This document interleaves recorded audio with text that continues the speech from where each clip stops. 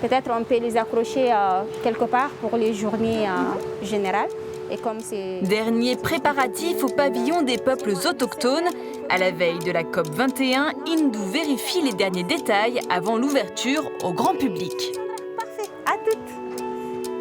J'ai dans ma mémoire et dans le cœur les récits et les visages que j'ai croisés tous ces derniers mois.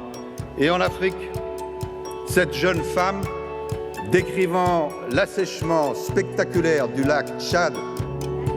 Difficile d'oublier le franc-parler de cette porte-parole des peuples autochtones. Des rives du lac Tchad aux réunions onusiennes, Hindou Oumarou Ibrahim court sur tous les fronts. Au Bourget, le lobbying, c'est le nerf de la guerre pour la société civile, alors pas une minute à perdre pour essayer d'obtenir un bon accord à Paris. J'attends beaucoup de cette négociation, mais je sais que tout ne sera pas gagné. L'environnement et les droits humains, ce ne sont pas les choses qu'on doit séparer. Et soit on protège les droits humains et là ça protège l'environnement, soit on écarte les droits humains et l'environnement est détruit. Inauguration du pavillon des peuples autochtones. Ici, le public découvre comment les indigènes préservent la biodiversité de leur territoire. Mais ce jour-là, le stress monte. On vient de l'avertir de l'arrivée d'un visiteur inattendu.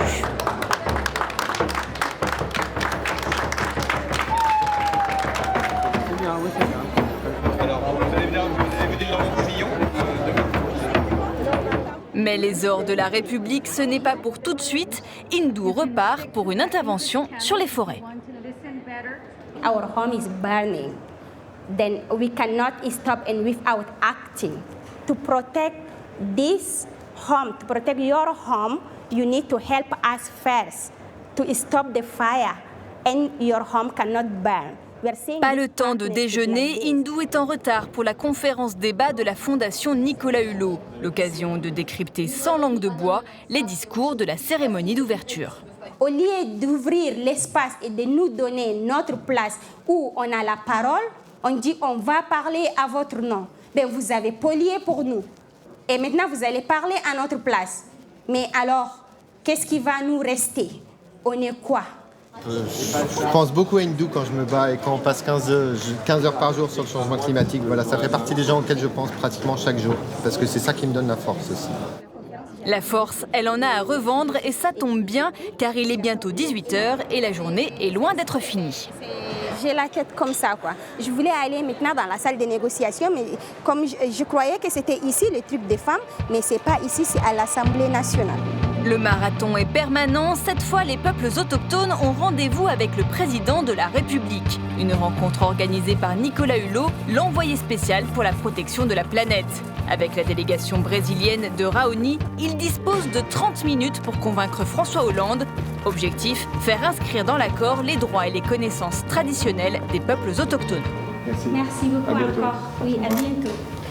Bon, merci à vous. On sort par où?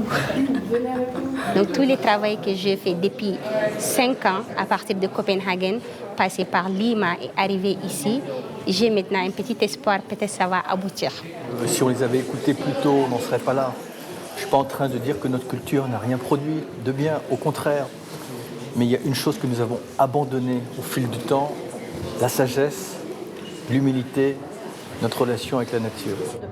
Le 10 décembre, un petit déjeuner pour les droits de l'homme. Après une nuit blanche passée en négociation, a soufflé des éléments de langage aux différents chefs de délégation. On est toujours là derrière et pour leur dire, vous êtes nos États et vous devrez inclure ça, sinon vous êtes en train de nous tuer tous. De réunions au sommet, en conférence pour les entreprises, pour les chercheurs, tous les auditoires sont bons. L'essentiel est de porter le message et parfois même des ministres s'invitent. Dans le Marais Poitevin, dont j'étais présidente du parc. Comme pour ce débat sur les enjeux du lac Tchad.